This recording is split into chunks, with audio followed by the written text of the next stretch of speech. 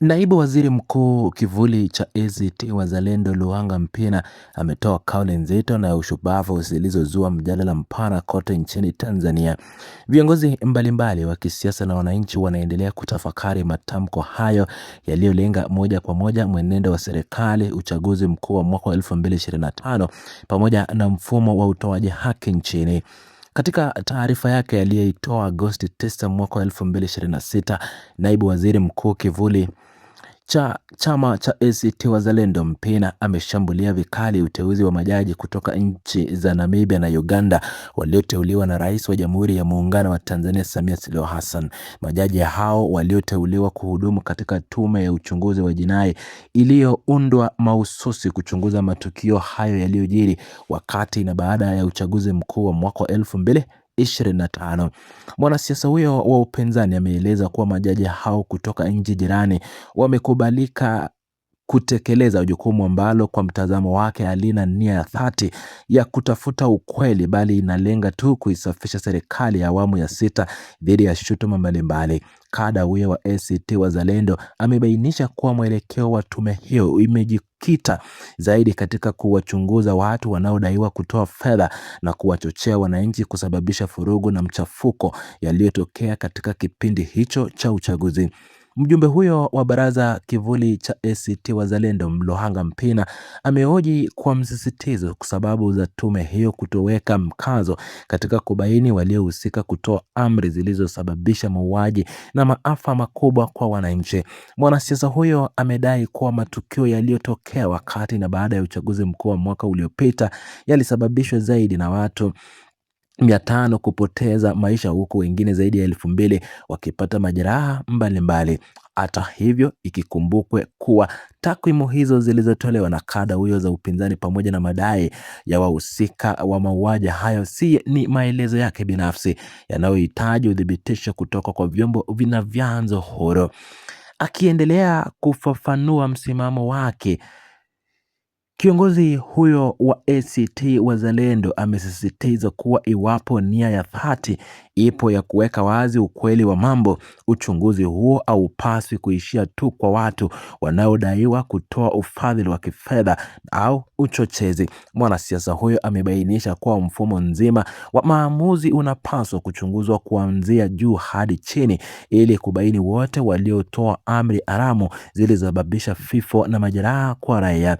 Zaidi ya hayo, kada huyo wa ACT Wazalendo Luhanga Mpina ameeleza kushangazwa na uamuzi wa majaji hao kutoka Namibia na Uganda kukubalika kuapishwa na Rais wa Jamhuri ya Muungano wa Tanzania Samia Suluhu Hassan.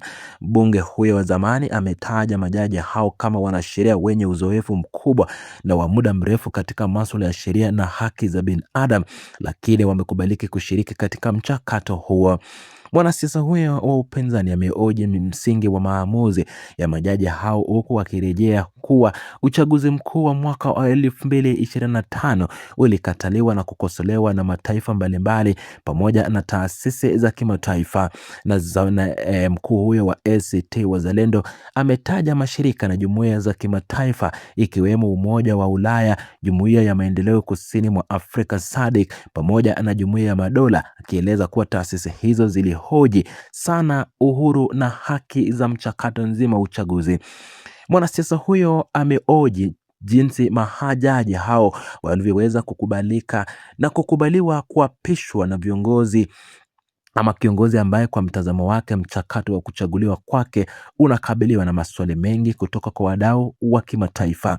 Katika kile kinachoonekana kama upanuzi wa uchambuzi wake kuhusu hali ya usalama na haki nchini, kada huyo wa ACT Wazalendo amezungumzia pia mfululizo wa matukio ya wananchi kukamatwa na kufunguliwa mashtaka ya ugaidi. Mwanasiasa huyo ameeleza kuwa kuna idadi kubwa ya raia wanaokabiliwa na tuhuma hizo nzito, jambo ambalo amesisitiza kuwa linahitaji kuangaliwa kwa umakini mkubwa na kushughulikiwa kwa kina na vyombo vyenye mamlaka. Mbali na hayo, Luhanga Mpina amechukua hatua za kufichua matukio yanayowaguza hata wanachama na makada wa Chama cha Mapinduzi CCM waliowahi kuonyesha tofauti za kimtazamo au kupinga uteuzi wa Rais wa Jamhuri ya Muungano wa Tanzania Samia Suluhu Hassan kuwania nafasi ya uraia kupitia chama hicho tawala. Kada huyo wa upinzani amedai kuwa baadhi ya makada hao walikumbana na mifungo, utekaji na kufunguliwa kwa mashtaka mazito.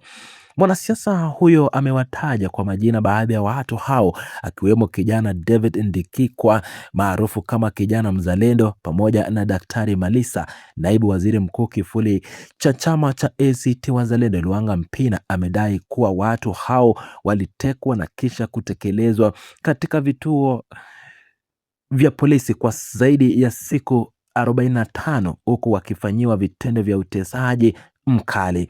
Mwanasiasa huyo amebainisha kuwa matukio haya yanazua maswali mazito kuhusu usalama wa raia wote nchini, wawe wanachama wa vyama vya upinzani au wanachama wa chama tawala wenye mitazamo mbadala.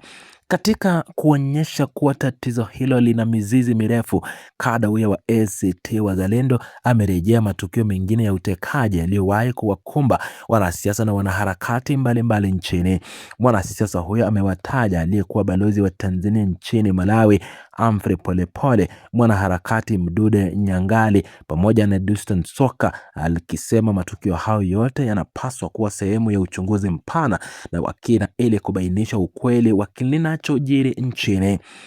Mbali na masuala ya tume ya uchunguzi, Luhanga Mpina ametoa wito mwingine nzito kwa serikali ya awamu ya 6 kuitaka itekeleze haraka mapendekezo na maazimio yaliyotolewa na Jumuiya ya Madola. Kada huyo wa upinzani amesisitiza kwa dhati umuhimu wa serikali kuzingatia wito huo, hasa katika swali linalomguza mwenyekiti wa Chadema Tundu Antipas Lissu ambaye anakabiliwa na mashtaka ya uhaini katika Mahakama Kuu ya Tanzania.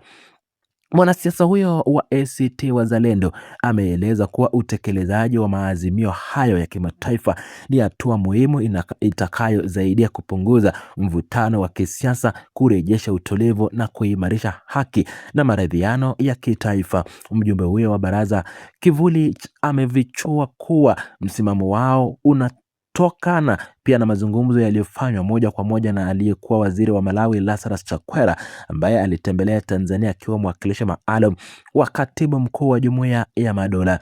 Katika mazungumzo hayo, kada huyo wa ACT Wazalendo ameeleza kuwa alimweleza kiongozi huyo wa zamani wa Malawi kuhusu hali halisi ya kisiasa nchini pamoja na changamoto zote zilizojitokeza kabla, wakati na baada ya uchaguzi mkuu wa Oktoba tarehe 29 mwaka uliopita.